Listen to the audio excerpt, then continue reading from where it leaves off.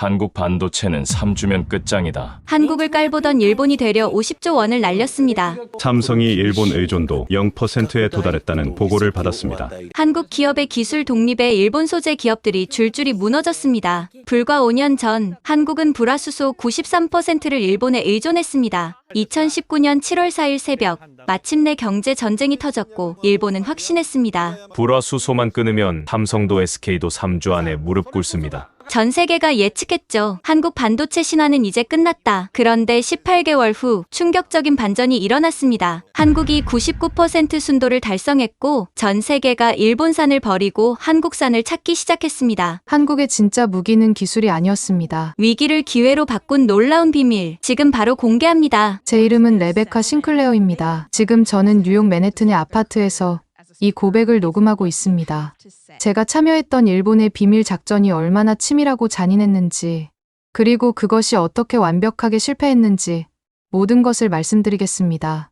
모든 것은 2019년 3월 도쿄 제국 호텔에서 시작되었습니다. 벚꽃이 막 피기 시작한 봄날, 일본 경제산업성이 극비리에 소집한 회의가 있었죠. 참석자는 단 12명. 일본 반도체 소재 산업의 최고 결정권자들과 정부 고위 관료들, 그리고 저처럼 기술 자문을 담당하는 전문가들이었습니다. 회의실 문이 닫히자 야마구치 경제산업성 차관이 일어섰습니다. 그의 첫 마디는 지금도 제 귓가에 생생합니다. 여러분, 오늘부터 우리는 전쟁을 시작합니다. 총과 대포가 아닌 기술과 소재로 싸우는 21세기형 전쟁입니다. 프로젝터에 한국 반도체 기업들의 로고가 떠올랐습니다. 삼성, SK하이닉스, 그리고 수십 개의 중소부품 기업들. 야마구치 차관이 레이저 포인터로 하나씩 가리키며 말했죠. 한국 반도체는 세계 메모리 시장의 70%를 장악하고 있습니다. 하지만 그들에게는 치명적인 약점이 있죠. 바로 핵심 소재를 우리에게 전적으로 의존하고 있다는 것입니다. 제 옆에 앉은 JSR의 사토 전무가 자신만만하게 웃었습니다. 그는 일본 반도체 소재 업계의 전설적인 인물이었죠. 30년간 이 분야를 지배해온 절대 권력자. 우리가 공급을 끊으면 한국 반도체 공장은 단 3주를 버티지 못합니다. 재고가 바닥나는 순간 그들의 신화는 끝나는 거죠. 회의실에 긴장감이 흘렀습니다. 저는 하버드에서 박사학위를 받고 JSR에서 7년간 일하며 한국 기업들의 기술 수준을 누구보다 잘 알고 있었습니다. 그들의 소재 기술은 일본의 20년 전 수준에도 미치지 못했거든요. 야마구치 차관이 화면을 넘겼습니다. 작전명 사무라이 스트라이크라는 글자가 크게 떠올랐죠. 3단계 작전입니다. 첫째, 정보 수집. 둘째, 동시 타격. 셋째, 완전 항복. 저는 기술 분석 보고서를 펼쳤습니다. 한국이 일본 소재에 의존하는 정도를 수치로 정리한 것이었죠. 불화수소 93%, 포토레지스트 92%, 폴리이미드 94%. 압도적인 숫자들이었습니다. 레베카 박사, 한국이 자체 개발에 성공할 가능성은 얼마나 됩니까? 야마구치 차관의 질문에 저는 단호하게 답했습니다. 제로에 가깝습니다. 이 기술들은 30년 이상의 노하우가 축적되어야 합니다. 특히 12나인급 고순도 불화수소는 일본 3개 기업만이 보유한 극비 기술이죠. 한국이 단기간에 따라잡는 것은 물리적으로 불가능합니다. 회의실에 안도의 한숨이 흘렀습니다. 한 정부 관료가 손을 들었죠. 그런데 만약 한국 정부가 천문학적 자금을 투입한다면요? 사토 전무가 비웃듯 답했습니다. 돈으로 살 수 없는 게 바로 시간입니다. 화학 소재는 레시피만 안다고 되는 게 아니에요.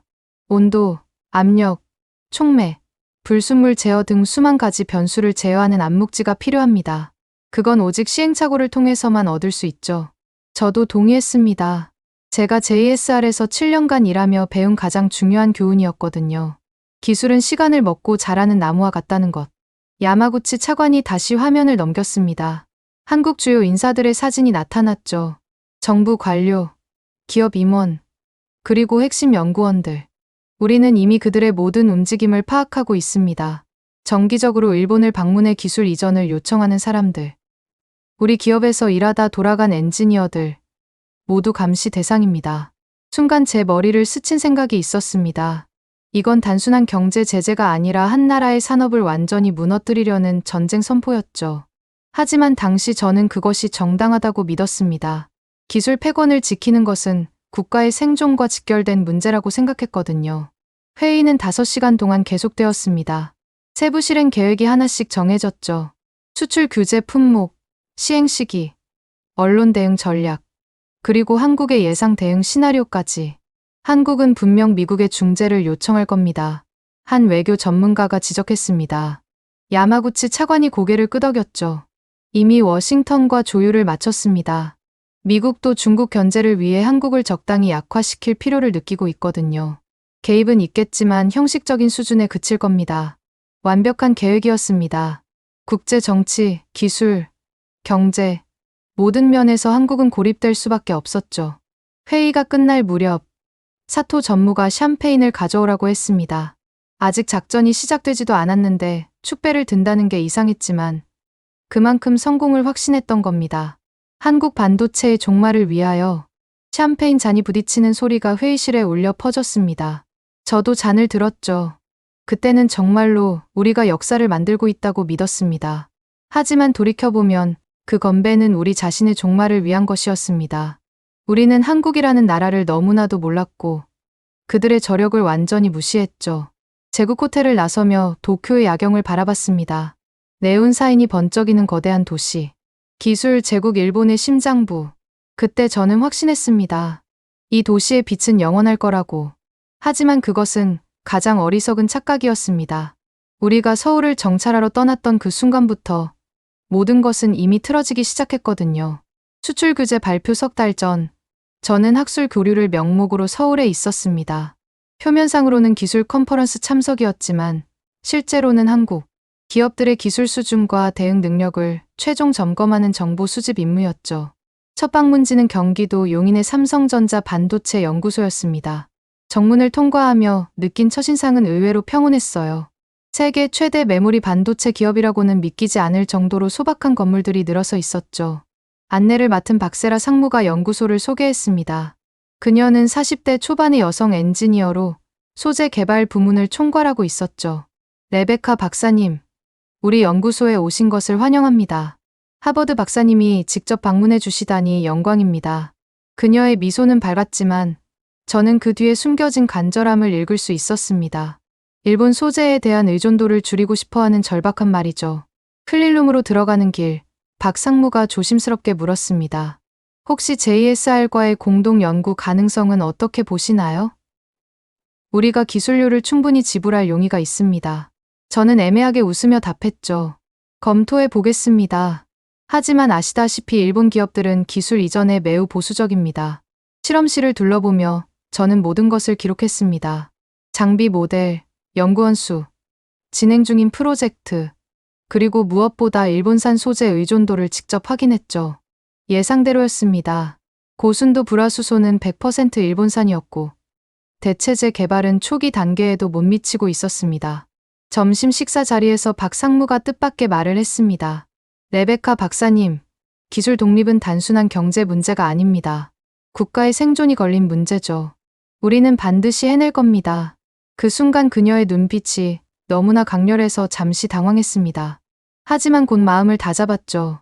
의지만으로는 30년의 기술 격차를 메울 수 없다는 걸 저는 너무나 잘 알았으니까요.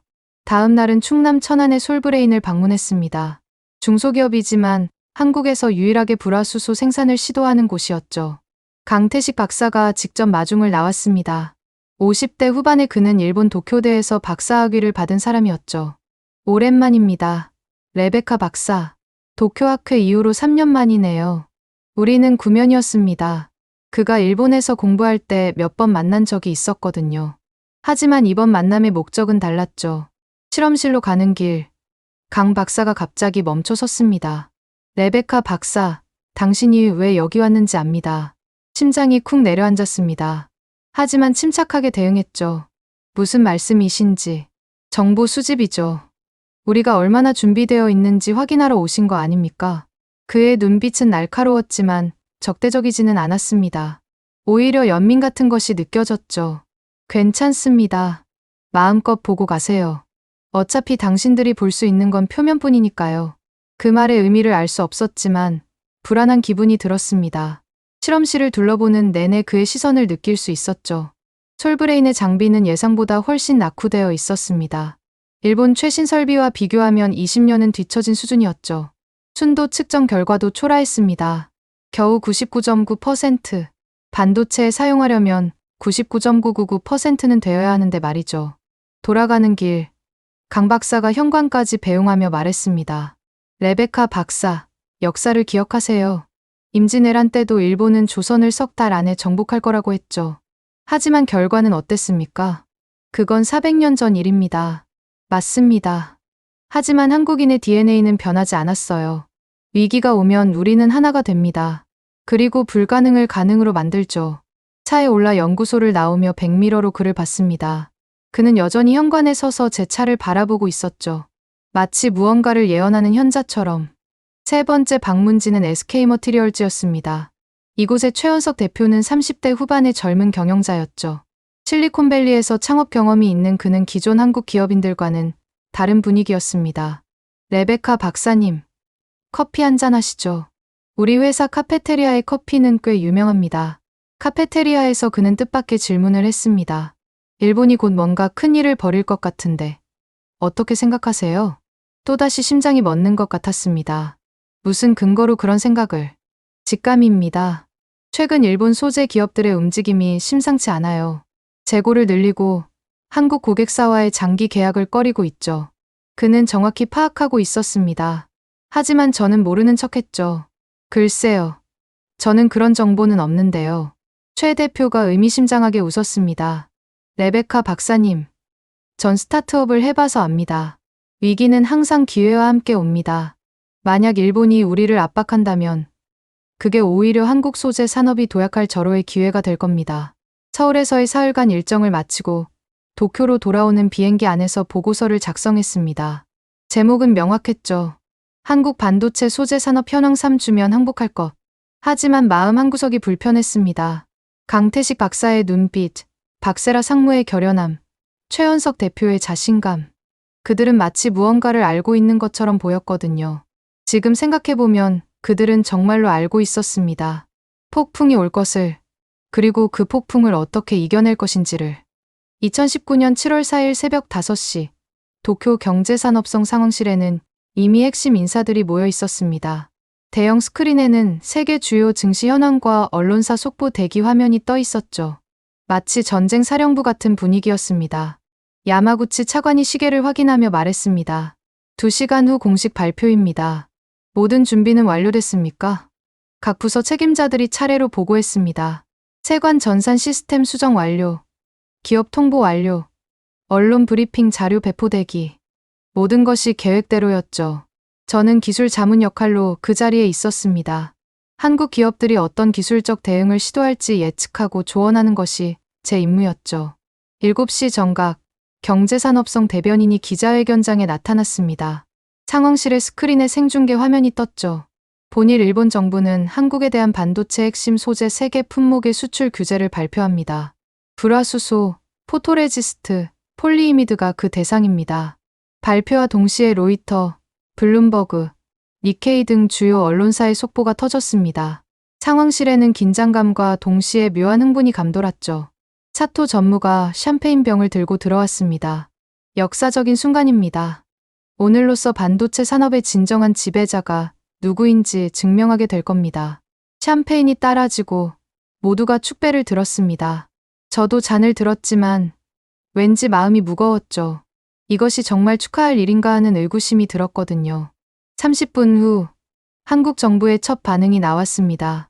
예상대로 강력한 비난 성명이었죠. 그런데 뭔가 이상했습니다. 당황하거나 호들갑스러운 반응이 아니라 차분하고 체계적인 대응이었거든요. 오전 10시, 더 놀라운 일이 벌어졌습니다. 삼성전자 부회장이 직접 기자회견을 열었던 겁니다. 대형 스크린에 그의 모습이 나타났을 때 상황실이 순간 조용해졌죠. 존경하는 국민 여러분, 그리고 고객 여러분, 삼성전자는 이번 일본의 수출 규제를 새로운 도약의 기회로 만들 것입니다. 우리는 이미 플랜 B를 가동했습니다. 플랜 B, 상황실의 술렁임이 일었습니다. 야마구치 차관이 급히 물었죠. 플랜 B가 뭡니까? 정보 보고에 그런 내용은 없었는데. 정보 담당자가 당황하며 노트북을 뒤적였지만 아무런 자료도 찾을 수 없었습니다. 삼성 부회장의 발표는 계속됐습니다. 우리는 6개월 전부터 비상 계획을 수립하고 준비해 왔습니다. 국내 협력사들과 함께 소재 국산화를 달성할 것이며 정부의 전폭적인 지원도 확보했습니다. 6개월 전, 그때는 우리가 막 작전 계획을 수립하던 시기였습니다. 설마 정보가 새어나간 건 아니겠죠? 점심 무렵 한국 대통령이 직접 나섰습니다. 청와대 특별 담화가 전 세계로 생중계됐죠. 이것은 경제 침략입니다. 하지만 대한민국은 굴복하지 않습니다. 우리는 위기를 기회로 만들어 온 역사가 있습니다. 정부는 100조 원 규모의 소재 부품 장비 독립 펀드를 즉시 조성하겠습니다. 100조 원. 상황실에 충격이 번졌습니다. 한국 정부가 이렇게 빠르고 과감하게 대응할 줄은 아무도 예상하지 못했거든요. 오후 2시, 더욱 당황스러운 소식이 들어왔습니다. 중국 최대 반도체 기업 SMIC가 성명을 발표한 겁니다. 우리는 한국 기업들과의 연대를 강화할 것이며 필요시 중국산 대체 소재를 긴급 공급할 준비가 되어 있습니다. 야마구치 차관의 얼굴이 굳었습니다. 중국이 개입한다고? 이건 시나리오에 없던 일입니다. 하지만 더 큰 충격은 저녁에 왔습니다. 미국 백악관이 발표한 성명은 우리의 예상과 완전히 달랐거든요. 미국은 동맹국 간의 무역 분쟁을 우려하며 조속한 해결을 촉구한다. 필요시 미국 기업들의 한국 지원을 검토할 것이다. 이것은 우리가 받기로 한 약속과 정반대였습니다. 워싱턴이 입장을 바꾼 겁니다.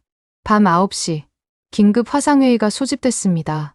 일본 주요 기업 총수들과 정부 고위층이 모두 참석했죠. 분위기는 축제에서 장례식장으로 바뀌어 있었습니다. 도요타 회장이 먼저 우려를 표했습니다. 한국이 이렇게 단결된 모습을 보일 줄은 몰랐습니다. 혹시 우리가 호랑이를 건드린 건 아닐까요? 소니 사장도 거들었습니다. 한국 기업들의 주가가 오히려 상승하고 있습니다. 시장은 그들의 대응을 긍정적으로 보고 있어요. 사토 전무가 테이블을 쳤습니다. 겁먹을 필요 없습니다. 그들이 아무리 발버둥 쳐도 기술 격차는 엄연합니다. 돈과 의지만으로 30년 노하우를 따라잡을 수는 없어요. 하지만 그의 목소리에는 확신이 부족했습니다. 모두가 느끼고 있었죠. 뭔가 계산이 틀어졌다는 것을. 회의가 끝난 후 저는 호텔방으로 돌아와 한국 뉴스를 모니터링했습니다. 놀라운 장면이 눈에 들어왔죠. 시민들이 자발적으로 일본 제품 불매운동을 시작한 겁니다. 그것도 정부 주도가 아닌 순수한 민간 차원에서요. 한 인터뷰가 특히 인상적이었습니다. 대학생으로 보이는 젊은 여성이 말했죠. 일본이 우리를 무시했다면 우리가 증명해 보이면 됩니다. 대한민국의 저력을 보여줄 때입니다. 그녀의 눈빛은 강태식 박사, 박세라 상무, 최연석 대표와 똑같았습니다. 불굴의 의지가 담긴 그 눈빛. 새벽 2시, 잠을 이룰 수 없어 창밖을 바라봤습니다.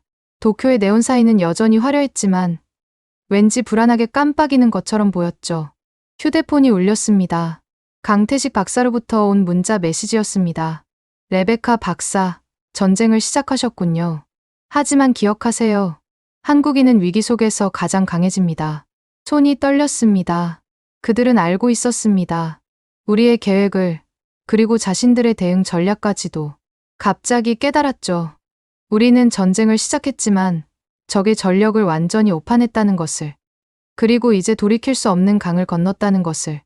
수출 규제 발표 한 달 후 도쿄 경제산업성 상황실의 분위기는 미묘하게 변하고 있었습니다.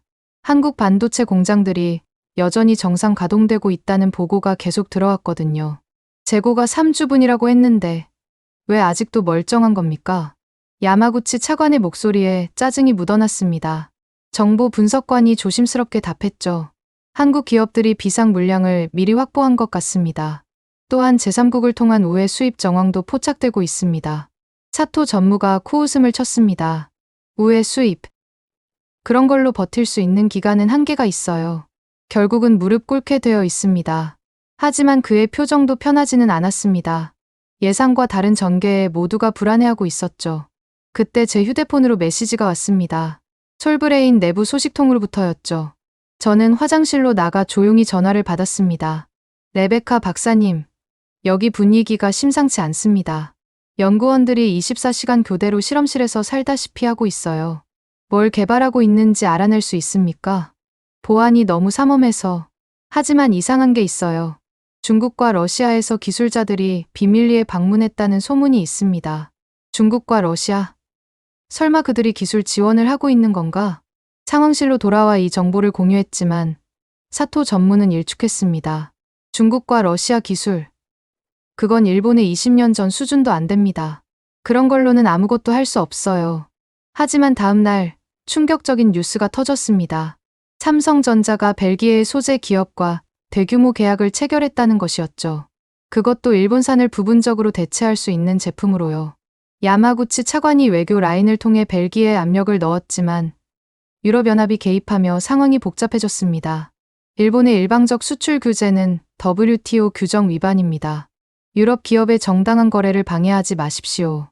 일주일 후 더 당황스러운 일이 벌어졌습니다. 한국 정부가 발표한 소재 부품 장비 2030 전략이 생각보다 훨씬 구체적이고 체계적이었던 겁니다. 저는 그 계획서를 분석하며 놀라움을 감출 수 없었습니다. 단순히 일본 제품을 대체하는 수준이 아니라 차세대 소재 개발까지 포함된 야심찬 청사진이었죠. 마치 수년 전부터 준비해온 것처럼 완벽했습니다. 특히 인상적인 부분은 산학연 협력 체계였습니다. 카이스트, 서울대, 포스텍 등 주요 대학의 최고 연구진이 총동원되고 대기업과 중소기업이 컨소시엄을 구성했죠. 심지어 은퇴한 원로 과학자들까지 현장에 복귀했다고 합니다. 어느 날 저녁 예상치 못한 방문객이 찾아왔습니다. 한국의 최원석 대표였죠. 그는 일본 출장 중이라며 저를 만나자고 했습니다. 도쿄의 한 조용한 바에서 마주 앉은 그는 의외로 편안한 표정이었습니다. 레베카 박사, 당신들이 왜 이런 선택을 했는지 이해합니다. 기술 패권을 지키고 싶은 마음. 충분히 공감해요. 그럼 왜 만나자고 한 겁니까? 경고하러 왔습니다. 아니, 조언이라고 해두죠. 지금이라도 늦지 않았습니다. 수출 규제를 철회하세요. 저는 비웃었습니다. 한국이 버틸 수 있는 시간은 얼마 남지 않았습니다.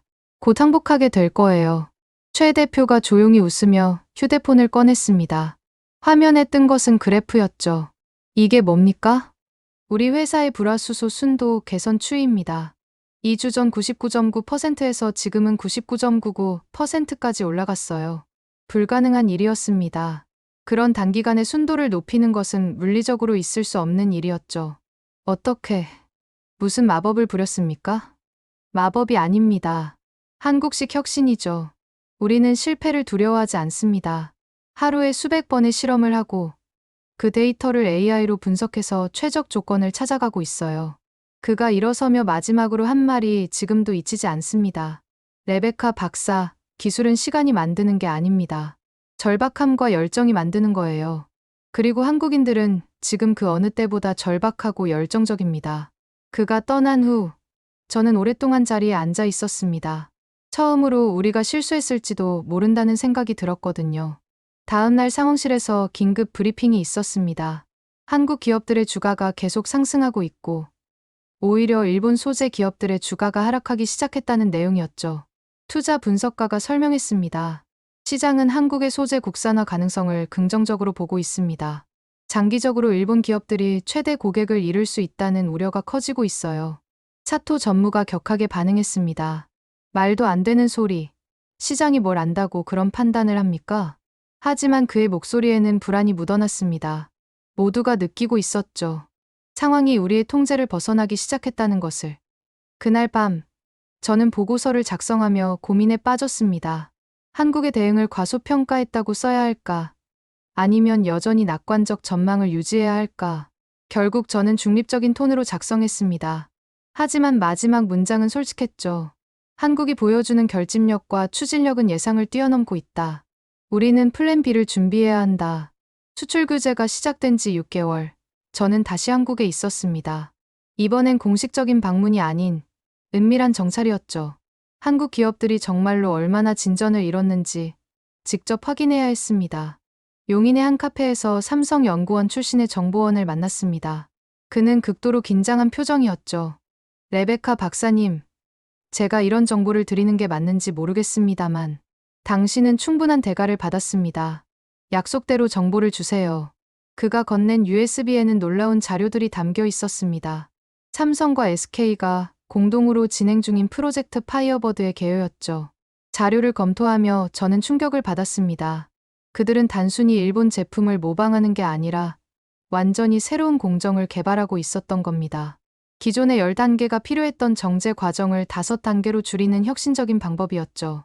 이게 가능한 일입니까? 이미 파일럿 테스트에서 성공했다고 들었습니다. 문제는 양산화인데 그것도 시간 문제라고 하더군요.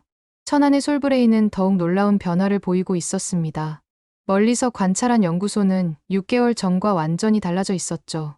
새 건물이 세워지고 최신 장비를 실은 트럭들이 계속 드나들고 있었습니다. 강태식 박사를 우연히 만난 척하며 접근했습니다. 그는 저를 알아보고 씁쓸하게 웃었죠. 레베카 박사, 또 정찰입니까? 그저 학술 교류차 왔을 뿐입니다. 그래요?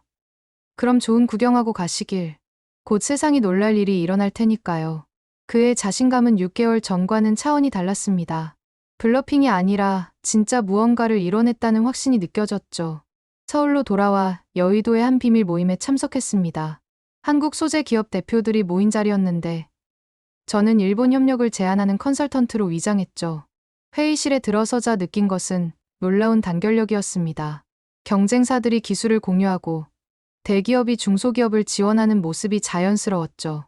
한 중소기업 대표가 발표했습니다. 우리 회사가 개발한 촉매 기술을 모든 참여사에 무상으로 제공하겠습니다. 함께 성공하지 않으면 의미가 없으니까요. 박수가 터져 나왔습니다. 저는 소름이 돋았죠. 일본에서는 상상할 수 없는 일이었거든요.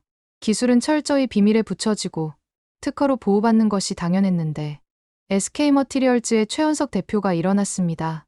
여러분, 우리에게 남은 시간은 1년입니다. 1년 안에 완전한 국산화를 달성하지 못하면 다시는 기회가 없을 겁니다. 한 참석자가 물었죠. 최 대표님, 솔직히 가능하다고 보십니까? 일본이 30년 걸린 일을 불가능이라고요? 우리 선조들은 6.25 전쟁의 폐허에서 한강의 기적을 만들었습니다. IMF 위기도 금모으기로 극복했죠. 불가능은 한국 사전에 없는 단어입니다. 회의실이 열기로 가득 찼습니다. 저는 조용히 자리를 빠져나왔죠. 그들의 의지는 기술 격차를 뛰어넘는 무언가였습니다. 도쿄로 돌아가는 비행기에서 보고서를 작성했습니다. 하지만 무엇을 어떻게 써야 할지 막막했죠. 진실을 쓰자니 패배주의자로 낙인 찍힐 것 같고 거짓을 쓰자니 양심이 허락하지 않았습니다. 결국 저는 애매한 중간 지점을 택했습니다. 한국이 상당한 진전을 보이고 있지만 여전히 기술적 한계는 명확하다고요. 하지만 석 달 후 제 보고서가 얼마나 어리석었는지 증명하는 사건이 터졌습니다. 솔브레인이 99.999% 순도의 불화수소 생산에 성공했다는 발표였죠. 처음엔 아무도 믿지 않았습니다. JSR 기술진은 조작된 데이터라고 주장했고요. 하지만 제3의 국제 인증기관이 확인 절차를 거쳐 사실임을 공인했습니다. 그날 JSR 주가는 20% 폭락했죠. 사토 전무는 긴급 회의를 소집했습니다. 어떻게 된 일입니까? 레베카 박사, 당신이 불가능하다고 했잖습니까? 저도 이해가 안 됩니다. 이론적으로 그런 단기간에. 이론은 됐고, 현실을 보세요. 그들이 해냈다고요. 그의 얼굴은 창백했습니다. 30년간 쌓아온 기술 우위가 단 18개월 만에 무너진 충격을 받아들이기 어려웠던 거죠. 더 충격적인 것은 한국 정부의 발표였습니다. 소재 국산화율이 6개월 전 5%에서 42%로 뛰어올랐다는 것이었죠. 저는 그날 밤홀로 도쿄타워를 바라보며 생각했습니다. 우리가 무엇을 놓쳤는지, 왜 이런 일이 일어났는지. 답은 의외로 간단했습니다. 우리는 기술만 봤지, 사람을 보지 못했던 겁니다. 한국인들의 저력, 그들의 단결력, 그리고 위기를 기회로 바꾸는 특별한 DNA를 완전히 무시했던 거죠. 휴대폰이 울렸습니다. 강태식 박사였죠. 레베카 박사, 이제 1라운드가 끝났습니다. 2라운드를 기대하세요. 전화를 끊고 저는 깨달았습니다. 이것은 단순한 기술 경쟁이 아니라 문명의 충돌이었다는 것을. 그리고 우리는 이미 지고 있었습니다. 2020년 12월, 도쿄는 유난히 추운 겨울을 맞고 있었습니다. 하지만 JSR 본사의 분위기는 날씨보다 더 차가웠죠. 솔브레인의 성공 발표 이후 직원들의 표정에는 불안과 당혹감이 가득했습니다. 임원 회의실, 사토 전무는 테이블 위에 서류를 내던졌습니다. 이게 뭔지 아십니까? 삼성의 구매 계약서입니다. 내년부터 우리 제품 구매량을 70% 줄이겠다고 통보해왔어요. 침묵이 흘렀습니다. 삼성은 우리의 최대 고객이었죠. 그들을 잃는다는 것은 곧 몰락을 의미했습니다. 어떻게 이런 일이? 솔브레인 제품이 정말 우리 것을 대체할 수 있단 말입니까? 기술 담당 이사가 한숨을 쉬며 답했습니다. 인정하기 싫지만 그들의 제품 스펙은 우리와 동등한 수준입니다. 가격은 20% 저렴하고요. 그 순간 회의실 문이 열리고 비서가 급하게 들어왔습니다. 전무님, 긴급 속보입니다. SK머티리얼즈도 고순도 불화수소 양산에 성공했다고 발표했습니다. 사토 전무의 얼굴이 하얗게 질렸습니다. 솔브레인 하나도 충격인데 SK까지 성공했다니. 한국은 이제 단순히 하나의 기업이 아니라 산업 생태계 전체가 움직이고 있었던 겁니다. 저는 그날 오후 야마구치 차관을 만났습니다. 경제산업성 집무실에 그는 초췌해 보였죠. 레베카 박사, 솔직히 말해주세요. 우리가 이길 수 있습니까? 차관님, 상황이 예상과 많이 달라졌습니다. 한국의 기술 발전 속도가. 그런 건 알고 있습니다. 내가 묻는 건 역전이 가능하냐는 겁니다. 저는 잠시 망설였습니다. 하지만 진실을 말해야 했죠. 솔직히 어렵습니다. 그들은 이미 임계점을 넘었어요. 이제는 시간이 그들 편입니다. 야마구치 차관이 의자에 깊숙이 기대며 중얼거렸습니다. 우리가 무엇을 잘못했을까요? 완벽한 계획이었는데. 계획은 완벽했습니다. 하지만 우리는 한국인들의 정신력을 계산에 넣지 못했죠. 며칠 후, 더 충격적인 소식이 들려왔습니다.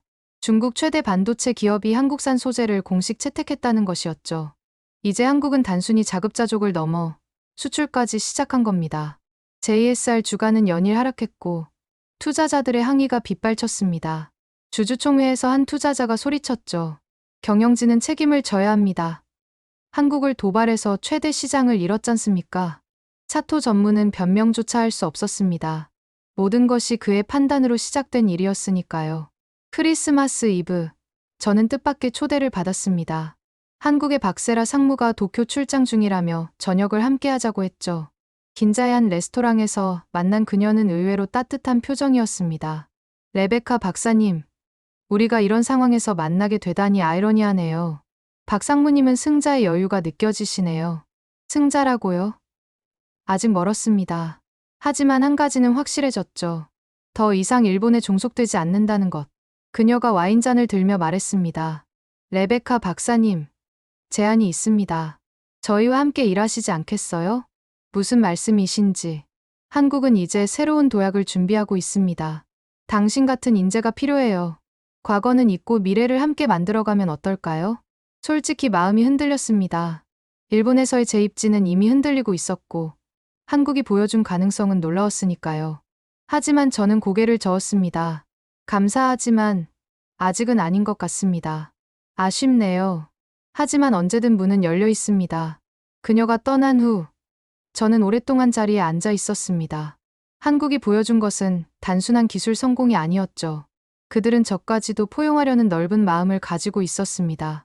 새해가 되자 일본 정부는 비공식적으로 수출 규제 완화를 타진해왔습니다. 하지만 한국의 반응은 냉담했죠.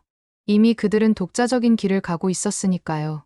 2021년 1월 중순, 저는 충격적인 내부 문서를 입수했습니다.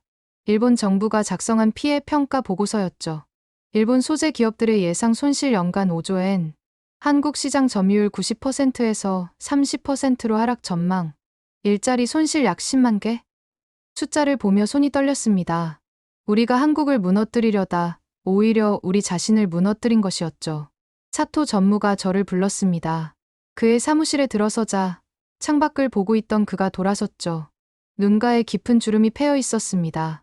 레베카 박사, 내가 은퇴를 결정했습니다. 전무님, 30년간 쌓아온 것이 18개월 만에 무너졌어요. 이게 내 인생의 결말이라니. 그의 눈에 눈물이 고였습니다. 일본 반도체 소재 산업의 거인이었던 그가 무너지는 모습을 보는 것은 가슴 아픈 일이었죠. 레베카 박사, 부탁이 있습니다. 이 실패의 기록을 남겨주세요. 후대가 같은 실수를 반복하지 않도록. 저는 고개를 끄덕였습니다. 그것이 제가 할 수 있는 최소한의 속죄였으니까요. 밖으로 나오며 JSR 로비를 둘러봤습니다. 한때 세계 최고를 자랑하던 이곳이 이제는 쓸쓸해 보였죠. 휴대폰이 울렸습니다. 강태식 박사였습니다. 레베카 박사, 들으셨나요? 우리가 드디어 해냈습니다. 축하합니다. 강 박사님, 축하받을 일이 아닙니다. 이건 시작일 뿐이에요. 진짜 혁명은 지금부터입니다. 전화를 끊고 저는 깨달았습니다. 한국이 이룬 것은 단순한 기술 독립이 아니라 새로운 시대의 개막이었다는 것을. 2021년 봄, 일본 반도체 소재 업계는 연쇄 충격에 휩싸였습니다. 한국의 성공은 도미노처럼 일본 산업 전체를 무너뜨리기 시작했죠. 니케이 평균 주가가 연일 하락했고, 특히 소재 관련 기업들의 주가는 반토막이 났습니다. 저는 골드만삭스 도쿄 지사로 자리를 옮긴 후 투자자들의 패닉을 실시간으로 목격하고 있었죠. 레베카, 일본 소재주를 전량 매도하라는 본사 지시가 내려왔어. 도쿄 지사장 마크 윌리엄스가 심각한 표정으로 말했습니다. 하지만 지금 매도하면 손실은 이미 각오했어. 더 큰 폭락이 오기 전에 빠져나가야 해. 그날 오후, 도쿄 증시는 패닉셀링으로 얼룩졌습니다. 수십 년간 안전자산으로 여겨졌던 일본 소재 기업들이 하루아침에 위험 자산이 된 것이죠. 더 충격적인 소식은 실리콘밸리에서 왔습니다. 애플이 한국 기업과 배터리 소재 독점 계약을 체결했다는 것이었죠. 일본의 파나소닉은 최대 고객을 잃었습니다. 저는 긴급 분석 보고서를 작성했습니다. 제목은 단순했죠. 일본 소재 제국의 종말. 보고서를 읽은 뉴욕 본사의 반응은 즉각적이었습니다. 레베카, 당신이 옳았어. 한국에 올인해야 할 때야. 아이러니하게도 한국을 무너뜨리려던 작전에 참여했던 제가 이제는 한국 투자를 주도하게 된 것이죠. 5월, 저는 서울에서 열린 국제 반도체 소재 컨퍼런스에 참석했습니다. 3년 전과는 완전히 다른 분위기였죠. 한국 기업들이 주도하고 일본 기업들이 조용히 구석에 앉아 있었습니다. 기조연설을 한 강태식 박사의 발표는 충격적이었습니다. 우리는 99.9999%, 즉 6-9 순도를 달성했습니다. 이는 일본 최고 수준을 넘어선 것입니다. 청중들이 술렁였습니다. 불과 2년 전만 해도 3-9도 만들지 못했던 한국이 이제는 세계 최고 수준을 달성한 것이죠. 더 놀라운 것은 가격이었습니다. 우리 제품은 기존 일본 제품 대비 30% 저렴합니다. 품질은 높이고 가격은 낮춘 것. 이것이 한국식 혁신입니다. 휴식 시간, 저는 복도에서 사토 전무를 만났습니다. 은퇴했다고 들었는데 컨퍼런스에 참석한 것이 의외였죠.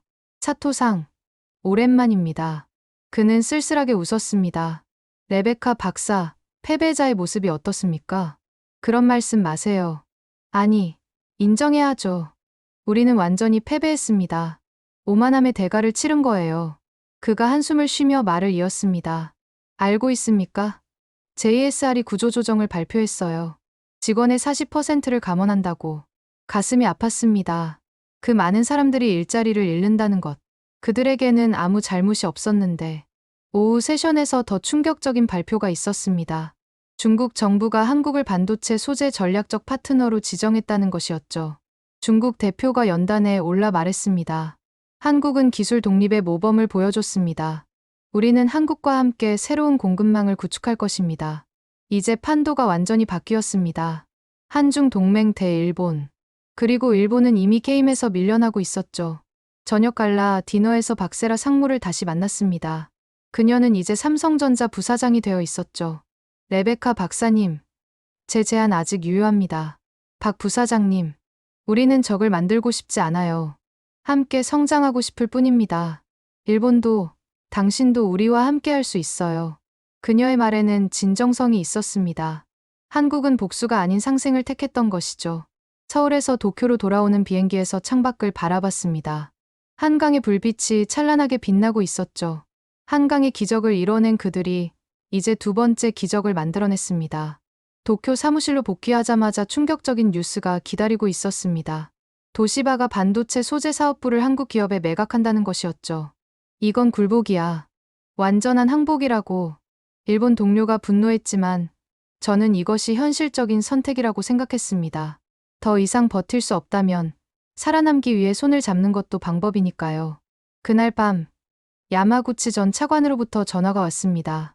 그는 이미 경제산업성을 떠나 대학 교수가 되어 있었죠. 레베카 박사, 우리의 실패를 연구하고 있습니다. 당신의 증언이 필요해요. 무엇을 알고 싶으십니까? 우리가 진짜 놓친 것이 무엇인지. 기술이 아니라 다른 무언가가 있었을 텐데. 저는 잠시 생각하다 답했습니다. 정신입니다. 한국인들의 불굴의 정신, 그리고 함께 이겨내겠다는 공동체 의식. 우리는 그것을 계산에 넣지 못했죠. 긴 침묵이 흘렀습니다. 그리고 그가 말했죠. 레베카 박사, 이제 우리도 배워야 할 때인 것 같습니다. 2021년 가을, 저는 한국 정부가 주최한 비공개 브리핑에 초대받았습니다. 장소는 서울 광화문의 정부청사. 참석자는 전 세계 주요 투자기관 대표들이었죠. 회의장에 들어서자 거대한 스크린에 한국 반도체 소재 2030이라는 타이틀이 떠 있었습니다. 산업통상자원부 장관이 직접 프레젠테이션을 시작했죠. 여러분, 오늘 우리가 공개할 내용은 한국이 준비해온 진짜 계획입니다. 스크린이 바뀌자 모두가 숨을 멎었습니다.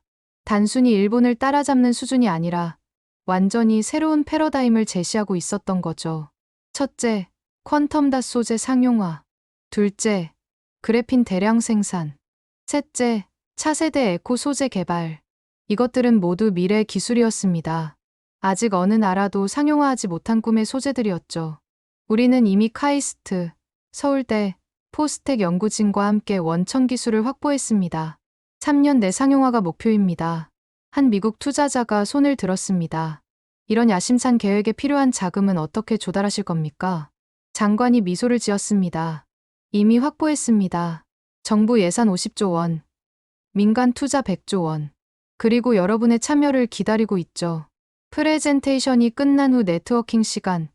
전 세계 투자자들이 한국 기업 대표들을 둘러쌌습니다. 3년 전 일본에 의존하던 그들이 이제는 투자 유치 대상이 된 것이죠. 저는 구석에서 이 광경을 지켜보며 복잡한 심정이었습니다. 그때 최원석 대표가 다가왔죠. 레베카 박사, 어떻게 보십니까? 솔직히 놀랍습니다. 이게 정말 가능한 일입니까? 3년 전 불화수소 국산화도 불가능하다고 했죠. 하지만 우리는 해냈습니다. 그가 샴페인 잔을 들며 말을 이었습니다. 알고 계십니까? 일본의 수출 규제가 우리에게는 최고의 선물이었다는 것을. 선물이라고요? 네. 그 덕분에 우리는 안주하지 않고 도전할 수 있었어요. 위기가 없었다면 이런 혁신도 없었을 겁니다. 그의 말이 가슴에 박혔습니다. 일본이 의도한 것과 정반대의 결과를 만들어낸 것이죠. 다음 날, 저는 판교 테크노밸리를 방문했습니다. 3년 만의 방문이었는데 완전히 다른 곳이 되어 있었어요. 새로운 연구소들이 즐비했고 젊은 연구원들의 활기가 넘쳤죠. 솔브레인 신사옥에서 강태식 박사를 만났습니다. 그는 이제 최고 기술 책임자가 되어 있었죠. 레베카 박사, 우리 신소재 연구소를 보여드리고 싶습니다. 최첨단 시설을 둘러보며 저는 할 말을 잃었습니다. 일본 최고 연구소와 비교해도 손색이 없었거든요. 이 모든 게 3년 만에 만들어진 겁니까? 정확히는 2년 6개월입니다. 한국 속도로는 충분한 시간이죠.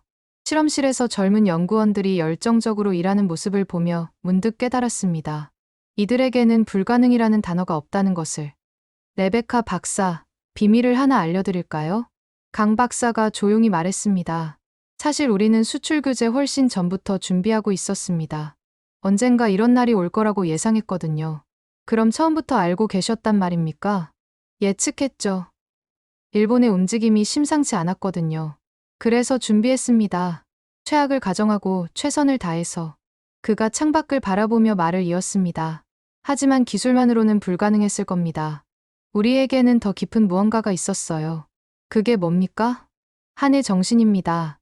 한국인 특유의 한. 그것이 우리를 움직이는 원동력이었죠. 서울로 돌아오는 길. 저는 한국 정부 고위 관계자를 만났습니다. 그가 보여준 문서는 충격적이었죠. 이것이 우리의 마스터 플랜입니다. 소부장 이저명이라고 부르죠. 문서에는 2030년까지의 상세한 로드맵이 담겨 있었습니다. 단순히 소재 자립을 넘어 글로벌 소재 강국으로 도약하는 청사진이었죠. 100대 핵심 소재, 1000개 강소기업 육성, 10개 글로벌 챔피언 기업 창출. 숫자만 봐도 어마어마한 계획이었습니다. 이게 정말 실현 가능합니까? 레베카 박사님, 한국 전쟁 후 우리나라 1인당 국민소득이 67달러였습니다. 지금은 3만 달러가 넘죠. 불가능을 가능으로 만드는 것이 우리의 역사입니다. 그날 저녁, 호텔 방에서 보고서를 작성했습니다. 제목은 명확했죠. 한국 차세대 기술 폐광국의 부상. 보고서를 마무리하며 문득 3년 전 JSR 회의실에서의 그날이 떠올랐습니다. 우리는 판도라의 상자를 열었고 그 안에서 나온 것은 재앙이 아니라 한국의 잠재력이었던 것이죠. 뉴욕 본사에 보고서를 제출하자 즉각적인 반응이 왔습니다. 레베카, 한국 투자를 전면 확대한다. 네가 서울 지사장을 맡아라. 인생의 아이러니였습니다. 한국을 무너뜨리려던 작전에 참여했던 제가 이제는 한국 투자를 총괄하게 된 것이죠. 결정을 앞두고 밤새 고민했습니다. 과거의 죄책감, 현재의 기회, 미래의 가능성이 복잡하게 얽혀 있었죠. 새벽, 강태식 박사에게서 메시지가 왔습니다. 레베카 박사, 과거는 과거일 뿐입니다. 중요한 것은 미래죠. 한국은 당신 같은 인재를 환영합니다. 그 메시지를 읽으며 결심했습니다. 서울로 가기로. 그리고 이번에는 한국과 함께 미래를 만들어가기로. 2022년 초봄, 도쿄에서 충격적인 소식이 전해졌습니다. 사토 전무가 자택에서 쓰러져 병원에 실려갔다는 것이었죠. 다행히 생명에는 지장이 없었지만 그것은 자살 시도였습니다. 병원으로 달려간 저를 맞은 것은 그의 부인이었습니다. 그녀는 눈이 퉁퉁 부어 있었죠. 레베카 상, 남편이 당신을 보고 싶어 해요. 병실로 들어가자 침대에 누워있는 사토 전무의 모습이 보였습니다. 불과 1년 만에 10년은 늙은 것 같았죠. 레베카 박사, 와줘서 고맙습니다. 그의 목소리는 힘이 없었습니다. 전무님, 왜 이런 선택을? 제가 모든 것을 망쳤습니다. JSR도, 일본 소재 산업도, 그리고 수많은 사람들의 인생도. 그의 눈에서 눈물이 흘렀습니다. 평생 강철같던 그가 무너지는 모습은 가슴 아팠죠. 전무님, 그것은 당신만의 책임이 아닙니다. 아니에요. 제가 주도했고, 제가 확신했어요. 한국을 3주 만에 무너뜨릴 수 있다고. 얼마나 오만했는지. 그가 침대 옆 서랍에서 봉투를 꺼냈습니다. 이걸 한국에 전해주세요. 제 사죄문입니다. 봉투를 열어보니 일본어와 한국어로 쓰인 긴 편지였습니다. 떨리는 필체로 쓰인 문장들이 그의 진심을 보여주고 있었죠. 존경하는 한국 국민 여러분께, 저는 일본 반도체 소재 업계에서 30년간 일한 사토입니다. 지난 수출 규제를 주도한 장본인으로서 깊이 사죄드립니다. 편지를 읽으며 저도 눈물이 났습니다. 한 시대를 풍미했던 거인의 처절한 참회였으니까요. 전무님, 이 편지를 정말 공개하시겠습니까? 그래야 합니다. 진실을 말하지 않으면 같은 실수가 반복될 테니까요.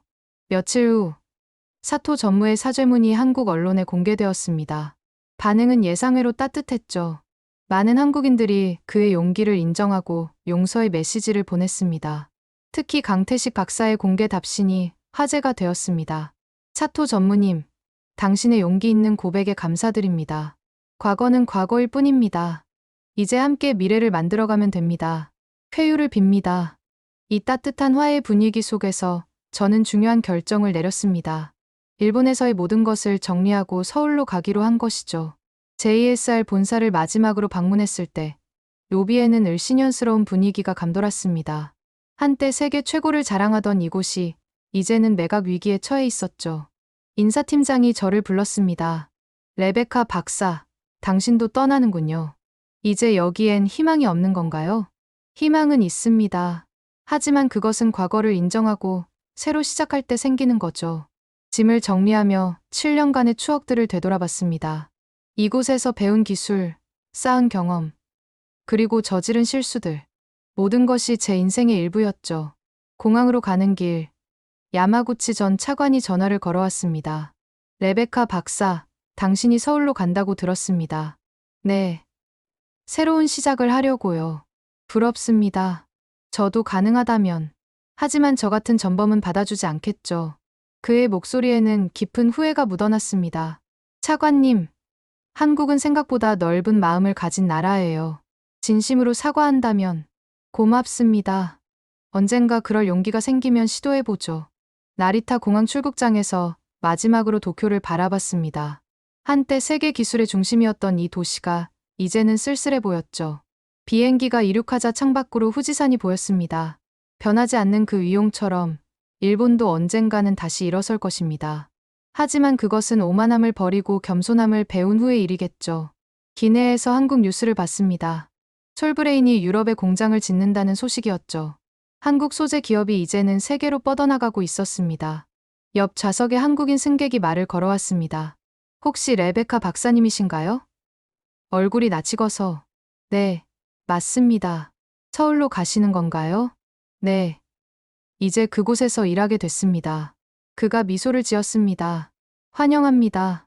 한국은 실패를 용서하는 나라예요. 중요한 것은 다시 시작하는 용기죠. 그의 따뜻한 말에 마음이 편안해졌습니다. 인천공항에 도착했을 때 예상치 못한 사람들이 기다리고 있었습니다. 강태식 박사, 박세라 부사장, 최원석 대표, 한국 소재 산업의 주역들이 저를 마중 나온 것이죠. 레베카 박사, 환영합니다. 강 박사가 손을 내밀었습니다. 그 손을 잡는 순간 저는 진정한 새 출발을 하는 것을 느꼈죠. 과거의 적이 오늘의 동료가 되는 순간이었습니다.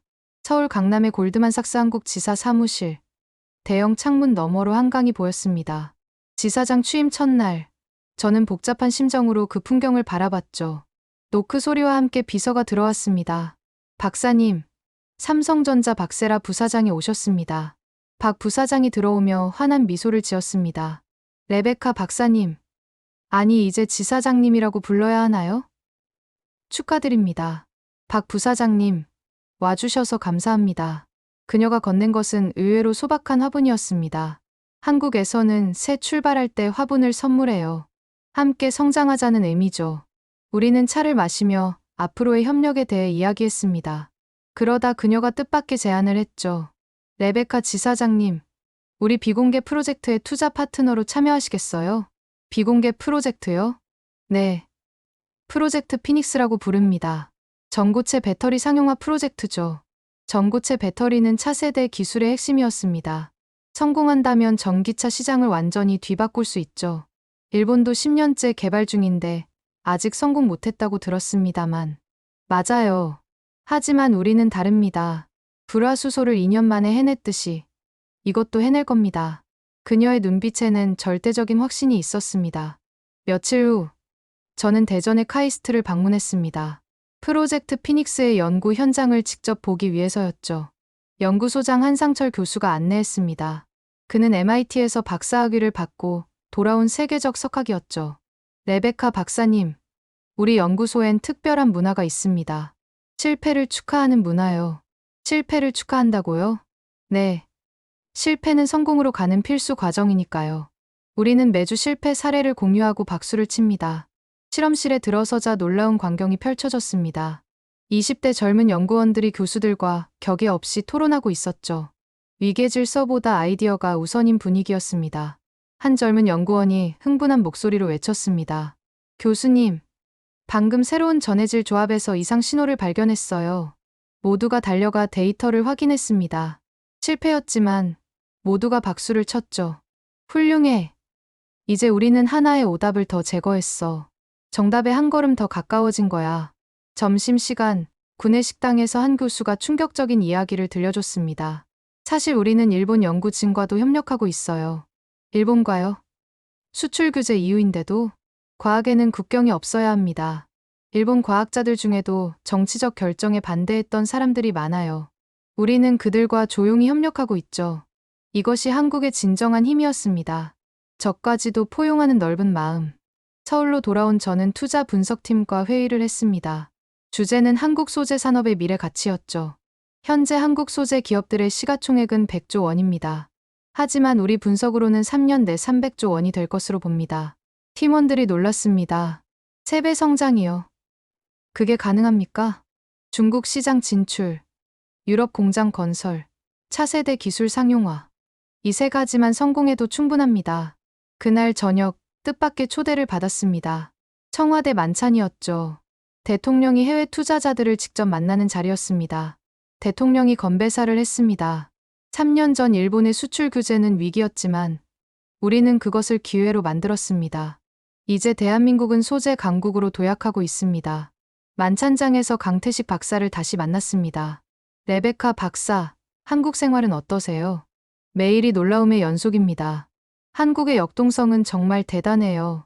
이제 시작입니다. 앞으로 10년, 한국이 보여줄 것은 상상을 초월할 거예요. 그가 와인잔을 들며 말했습니다. 레베카 박사, 고백할 게 있어요. 사실 우리는 당신을 오래전부터 지켜봤습니다. 무슨 말씀이신지. 당신이 일본 편에 있을 때도 우리는 언젠가 당신이 진실을 깨닫고 우리와 함께 할 거라고 믿었어요. 순간 소름이 돋았습니다. 그들은 처음부터 더 큰 그림을 그리고 있었던 것일까요? 만찬이 끝난 후 청와대 정원을 거닐며 서울의 야경을 바라봤습니다. 불과 3년 전 저는 이 도시를 정찰하러 왔었죠. 그리고 지금은 이 도시의 일원이 되어 있습니다. 휴대폰이 울렸습니다. 뉴욕 본사였죠. 레베카, 한국 투자를 10배로 늘리기로 결정했어. 네 판단을 믿는다. 감사합니다. 실망시키지 않겠습니다. 전화를 끊고 다시 서울의 불빛을 바라봤습니다. 이 도시는 이제 제 새로운 고향이 되었습니다. 그리고 저는 이곳에서 진정한 혁신이 무엇인지 배우고 있었죠. 과거를 용서하고 미래를 함께 만들어가는 것. 그것이 한국이 저에게 준 가장 큰 선물이었습니다. 2022년 여름, 네덜란드 벨트호번의 ASML 본사에서 역사적인 회의가 열렸습니다. 차세대 극자회선 노광장비 공급 우선순위를 결정하는 자리였죠. 저는 한국 투자자 대표로 참석했습니다. 회의장에 들어서자 긴장감이 감돌았습니다. 한국, 일본, 대만, 중국 대표들이 모두 모여 있었죠. ASML CEO 피터 베닝크가 입을 열었습니다. 오늘 우리는 중요한 결정을 내릴 것입니다. 차세대 EUV 장비의 최우선 공급 파트너를 선정하는 것이죠. 일본 대표가 먼저 프레젠테이션을 시작했습니다. 하지만 내용은 과거의 영광에 기댄 것들이었죠. 혁신보다는 안정성을 강조하는 보수적인 접근이었습니다. 다음은 한국 차례였습니다. 삼성전자 박세라 부사장이 무대에 올랐죠. ASML과 한국의 파트너십은 단순한 거래가 아닙니다. 함께 미래를 만들어가는 동맹입니다. 크린의 놀라운 데이터가 나타났습니다. 지난 2년간 한국의 반도체 소재 혁신 속도, 투자 규모, 그리고 미래 로드맵. 우리는 이나노 공정을 3년 내 상용화할 것이며 ASML과 함께 일나노의 벽을 돌파할 것입니다. 청중들이 술렁였습니다. 일나노는 물리적 한계로 여겨지던 영역이었거든요. 휴식 시간, ASML 기술이사 마르코 로시가 저에게 다가왔습니다. 레베카, 한국의 제안은 정말 인상적이네요. 하지만 일본도 만만치 않은 기술력이 있지 않나요? 마르코, 기술력은 과거가 아니라 미래를 봐야 합니다. 한국은 불과 3년 만에 30년 격차를 따라잡았어요. 앞으로 3년은 상상을 초월할 겁니다. 오후 세션에서 충격적인 발표가 있었습니다. 한국 정부 대표가 일어났죠. 대한민국 정부는 ASML과의 전략적 파트너십을 위해 100억 유로를 투자할 준비가 되어 있습니다. 100억 유로. 하나로 14조 원이 넘는 금액이었습니다. 일본 대표의 얼굴이 창백해졌죠. 더 놀라운 것은 다음 발표였습니다.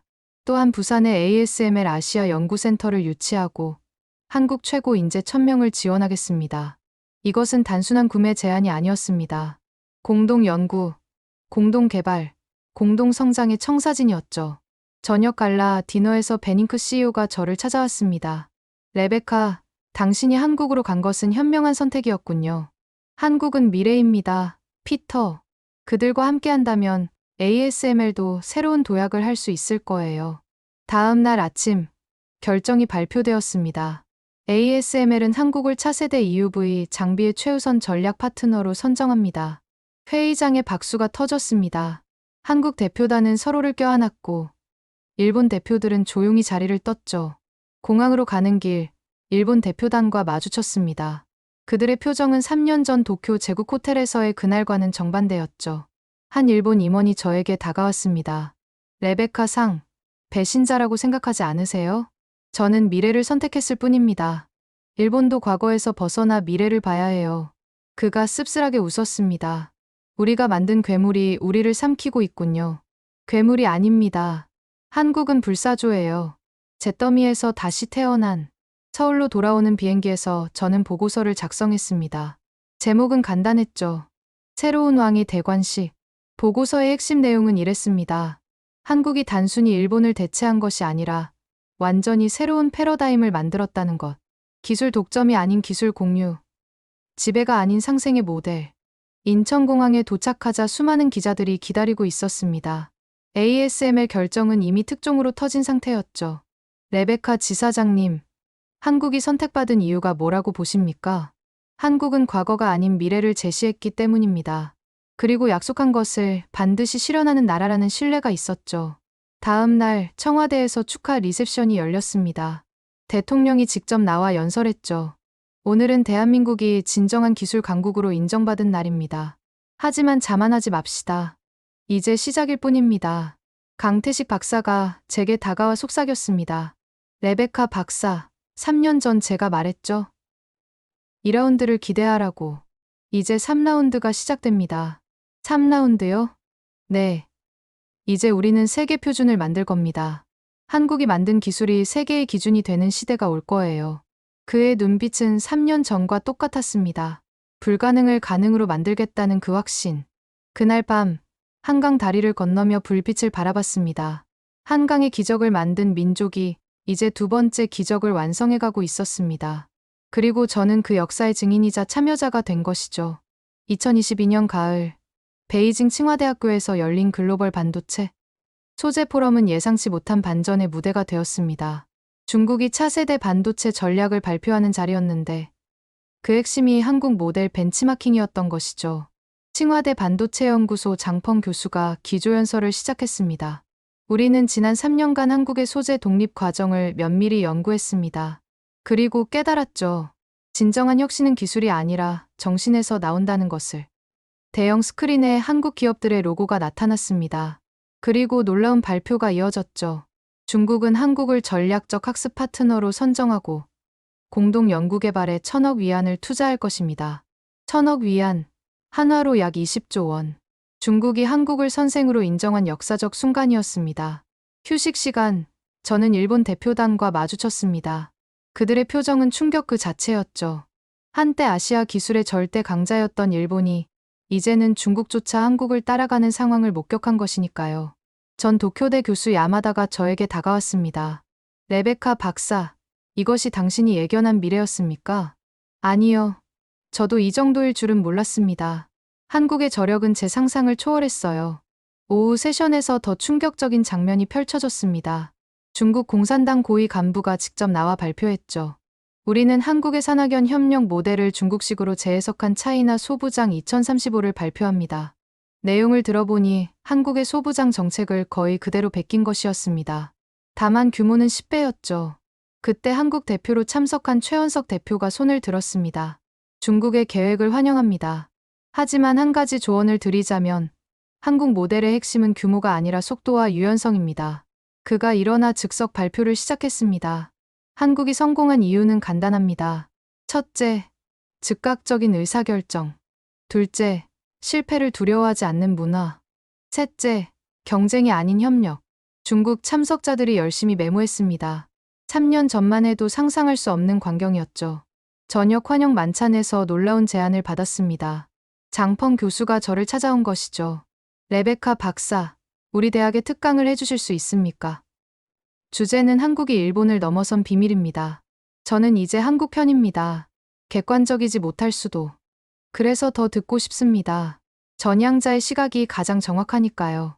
다음 날 칭화대 대강당은 가득 찼습니다. 중국 최고 엘리트들이 한국의 성공 비결을 듣기 위해 모인 것이죠. 한국의 성공은 기적이 아닙니다.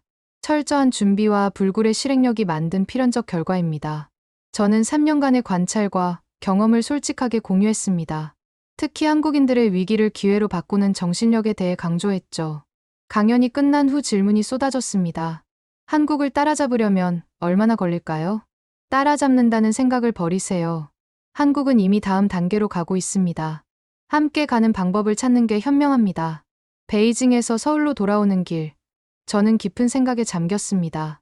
불과 3년 만에 아시아 기술 지형도가 완전히 바뀐 것이죠. 서울 사무실에 도착하자 뜻밖의 손님이 기다리고 있었습니다. 차토 전무였죠. 그는 완전히 회복된 모습이었습니다.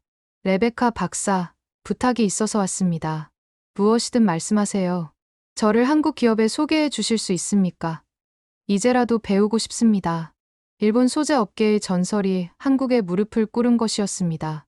저는 강태식 박사에게 연락했고 뜻밖에도 그는 흔쾌히 승낙했습니다. 차토상이 오신다니 영광입니다. 과거는 잊고 함께 미래를 만들어가죠.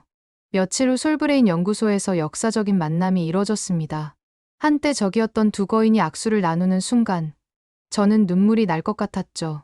사토 전무가 깊이 고개를 숙였습니다. 강 박사님, 제가 틀렸습니다. 가르침을 청합니다. 사토상, 우리는 이제 동료입니다. 함께 배워가면 됩니다. 그날 저녁, 세 사람이 함께 막걸리를 마셨습니다. 사토 전무가 취한 목소리로 말했죠. 제가 30년간 믿어온 것들이 모두 틀렸어요. 기술은 독점하는 게 아니라 공유하는 거였고, 경쟁이 아니라 상생이 답이었죠. 강 박사가 그의 어깨를 두드렸습니다. 늦지 않았습니다. 이제부터 시작하면 돼요. 창밖으로 서울의 야경이 빛나고 있었습니다. 한국은 이제 단순히 기술 강국이 아니라 새로운 문명의 모델을 제시하는 나라가 되어 있었습니다. 2023년 봄, 마침내 그날이 왔습니다. 일본 반도체 소재 기업 대표들이 서울을 공식 방문한 것이죠. 표면적으로는 한일 기술 협력 세미나였지만 실제로는 항복 선언에 가까웠습니다. 워커힐 호텔 그랜드 볼룸, 양국 기업 대표 200여 명이 모였습니다. 무거운 침묵 속에서 일본 반도체 소재공업회 회장이 연단에 올랐죠. 존경하는 한국 동료 여러분, 오늘 우리가 여기 모인 것은 새로운 시작을 위해서입니다. 그가 잠시 말을 멈추고 심호흡을 했습니다. 그리고 충격적인 행동을 했죠. 연단에서 내려와 한국 대표들 앞에서 90도로 허리를 숙인 것입니다. 과거 우리의 오만함을 사과드립니다. 그리고 이제 여러분께 배우고자 합니다. 순간 장내가 술렁였습니다. 일본 특유의 자존심을 생각하면 있을 수 없는 일이었죠. 한국반도체소재협회 회장이 일어났습니다. 바로 강태식 박사였죠. 일본 동료 여러분의 용기에 경의를 표합니다. 과거는 과거일 뿐입니다. 이제 함께 미래를 만들어 갑시다. 두 회장이 악수를 나누자 박수가 터져 나왔습니다. 역사적 화해의 순간이었죠. 오후 세션에서 구체적인 협력 방안이 논의되었습니다. 놀랍게도 일본 기업들이 먼저 기술 공개를 제안했습니다. JSR 새 사장이 발표했습니다. 우리는 보유한 레거시 기술을 한국 기업들과 공유할 준비가 되어 있습니다. 대신 한국의 혁신 노하우를 배우고 싶습니다. 신해츠화학 대표도 거들었죠. 우리도 마찬가지입니다. 이제는 경쟁이 아닌 협력의 시대입니다. 저는 통역 부스에서 이 모든 것을 지켜보며 감회가 새로웠습니다. 3년 전 도쿄 제국 호텔에서 한국을 무너뜨리려 했던 그들이 이제는 무릎을 꿇고 손을 내밀고 있었으니까요. 저녁 만찬은 전통 한식당에서 열렸습니다. 한일 대표들이 한 테이블에 섞여 앉았죠. 술이 돌자 분위기가 부드러워졌습니다. JSR 사장이 강태식 박사에게 말했습니다. 강 박사님, 솔직히 여쭙겠습니다. 어떻게 2년 만에 30년 격차를 따라잡으셨습니까? 강 박사가 소주잔을 내려놓으며 답했죠. 비결은 없습니다. 다만 우리에게는 반드시 해내야 한다는 절박함이 있었어요. 그리고 혼자가 아닌 모두가 함께했죠. 박세라 부사장이 덧붙였습니다. 일본은 기술을 성역화했지만 우리는 기술을 민주화했습니다. 대기업과 중소기업, 학교와 연구소 모두가 정보를 공유했죠. 일본 대표들이 고개를 끄덕였습니다. 그들도 이제는 깨달은 것이죠. 독점의 시대는 끝났다는 것을. 만찬이 무르익자 사토 전무가 일어났습니다.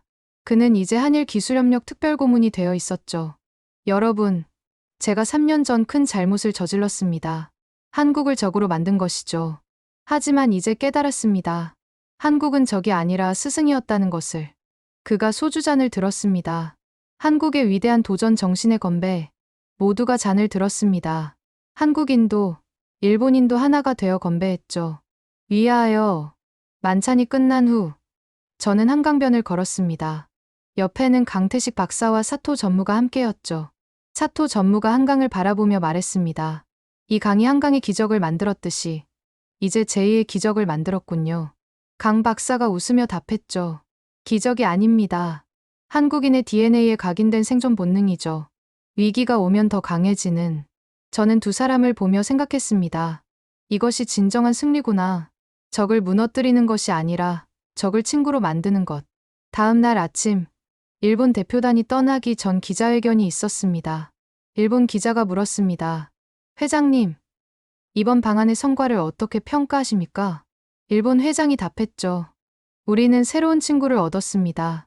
그리고 겸손함을 배웠죠. 이것이 가장 큰 성과입니다. 한국 기자도 질문했습니다. 강 박사님, 과거 일본의 수출 규제를 용서하신 겁니까? 용서할 것도 없습니다. 오히려 감사하죠.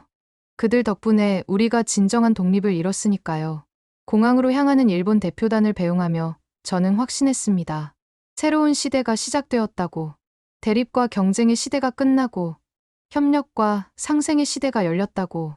그날 저녁, 저는 일기에 이렇게 적었습니다. 오늘 나는 역사의 증인이 되었다.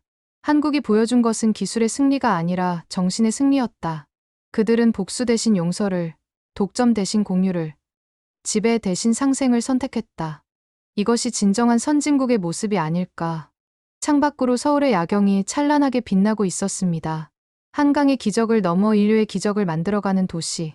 그곳에서 저는 새로운 희망을 보았습니다. 모든 공식 행사가 끝난 후 강태식 박사가 저를 그의 연구실로 초대했습니다. 솔브레인 최상층에 위치한 그곳에서 서울 전경이 한눈에 들어왔죠. 레베카 박사, 이제 모든 진실을 말씀드릴 때가 된 것 같습니다. 그가 오래된 노트북을 열었습니다. 화면에 뜬 것은 4년 전 날짜의 문서였죠. 이것은 우리가 일본 수출 규제 6개월 전에 작성한 시나리오입니다. 제목이 보이시죠? 프로젝트 독립문. 저는 충격을 받았습니다. 문서에는 일본의 수출 규제 가능성과 그에 대한 상세한 대응 계획이 담겨 있었거든요.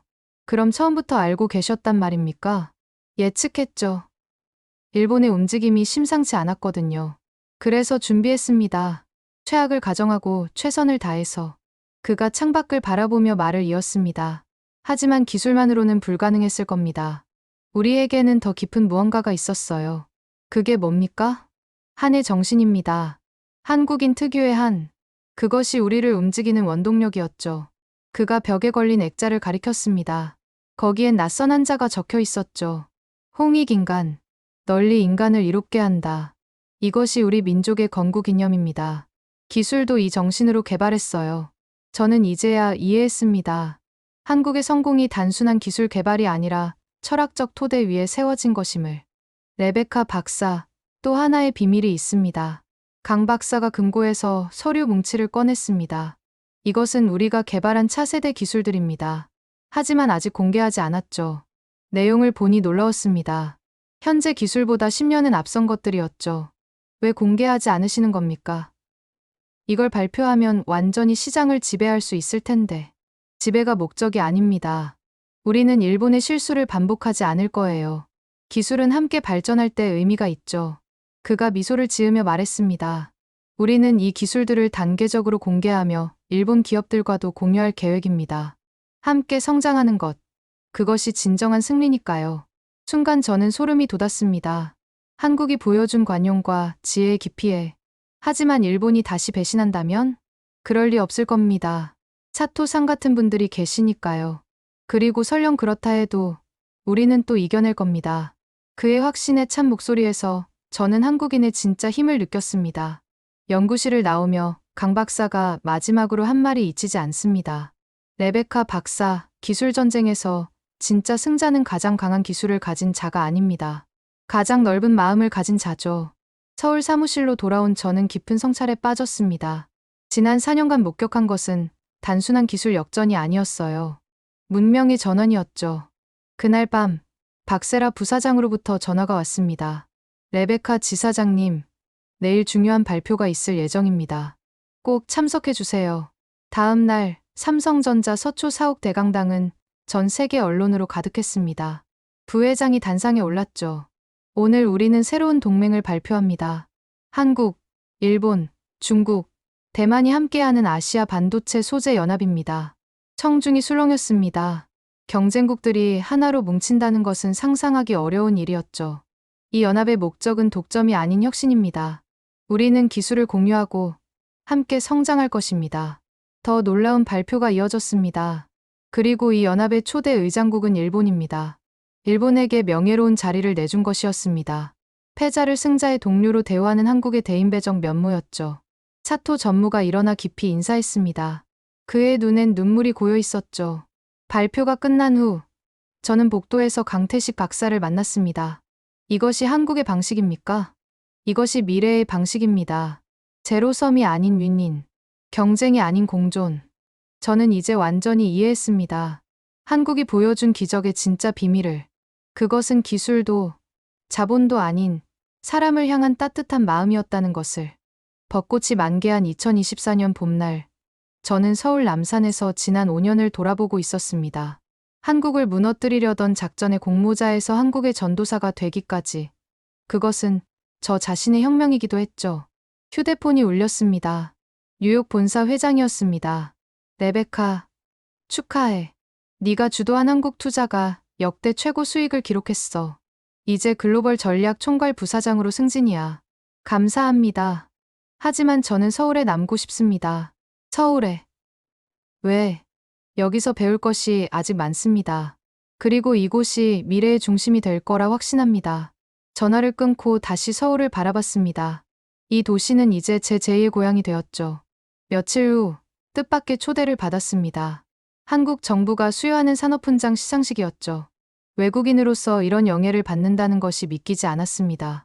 시상식장에서 대통령이 직접 훈장을 걸어주며 말했습니다. 레베카 박사님은 진실을 말하는 용기를 보여주셨습니다. 한국의 친구가 되어주셔서 감사합니다. 훈장을 받는 순간 지난 날들이 주마등처럼 스쳐갔습니다. 도쿄 제국 호텔의 그날부터 오늘까지 시상식이 끝난 후 리셉션에서 강태식 박사, 박세라 부사장, 최현석 대표, 그리고 사토 전무까지 모두 모였습니다. 최현석 대표가 건배를 제의했죠. 미래를 위하여, 그리고 함께하는 우리를 위하여. 모두가 잔을 들었습니다. 한때 적이었던 사람들이 이제는 동지가 되어 있었죠. 사토 전무가 조용히 말했습니다. 레베카 박사, 고맙습니다. 당신이 진실을 말해주지 않았다면 우리는 영원히 어둠 속에 있었을 겁니다. 사토상, 우리 모두가 배운 거예요. 실패를 통해, 그리고 용서를 통해. 그날 밤, 저는 한강변을 걸으며 앞으로의 계획을 생각했습니다. 골드만삭스 서울지사를 아시아 혁신 투자의 중심으로 만들 것. 그리고 한국의 정신을 전 세계에 전파할 것. 다음 주, 저는 하버드 비즈니스 스쿨에서 특별 강연을 했습니다. 주제는 한국의 기적 위기를 기회로 바꾸는 법이었죠. 한국이 우리에게 가르쳐준 것은 기술이 아닙니다. 불가능을 가능으로 만드는 정신력, 적을 친구로 만드는 포용력, 그리고 함께 성장하는 지혜입니다. 강연이 끝나자 기립박수가 터져 나왔습니다. 한 학생이 질문했죠. 교수님, 한국의 성공을 한 문장으로 정리한다면? 위기는 선물이다. 한국인들은 그것을 알고 있었죠. 서울로 돌아오는 비행기에서 저는 새로운 책을 쓰기 시작했습니다. 제목은 역전의 나라, 한국이었죠. 첫 문장을 이렇게 시작했습니다. 5년 전, 나는 한국을 파괴하려는 작전에 참여했다. 그러나 한국은 나를 구원했다. 이것은 그 놀라운 여정의 기록이다. 책을 쓰면서 다시 한번 깨달았습니다. 한국이 이룬 진정한 기적은 기술 독립이 아니라 인간의 존엄성과 가능성을 증명한 것이라는 걸. 마지막 장을 마무리하며 창밖을 봤습니다. 서울의 불빛이 희망처럼 빛나고 있었죠. 저는 확신합니다.